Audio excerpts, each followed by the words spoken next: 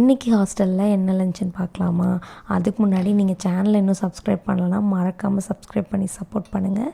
இந்த கேப்பில் நான் சாதத்தையும் போட்டேன். அடுத்தது சாம்பார் சொல்லவே வேணாம், நிறைய காய் போட்டு ஸ்பெஷலி நல்ல முருங்கைக்காய் போட்டு சூப்பராக இருந்துச்சுங்க. அடுத்தது என்னென்னா இன்றைக்கி இதுவும் என்னோடய ஃபேவரெட்டு கேரட் பொரியலும் எனக்கு ரொம்ப பிடிக்கும்.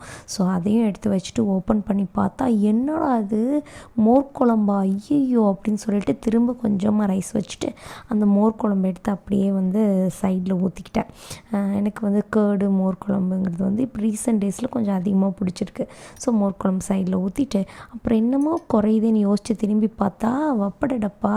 ஸோ அப்பள டப்பாவிலேருந்து அப்பளத்தை 2 எடுத்து வச்சுட்டு மறக்காமல் அப்பள டப்பாவும் மூடிடணும். ஏன்னா இல்லைன்னா அப்பளம் நவுத்து போயிடும், அப்புறம் ஹாஸ்டலில் திட்டுவாங்க. ஸோ அதை நல்லா மூடி வச்சுட்டு என் பிளேட் எடுத்துகிட்டு அழுங்காமல் என் பிளேஸ்க்கு போய் சாப்பிட்ற கிளம்பிட்டேன்.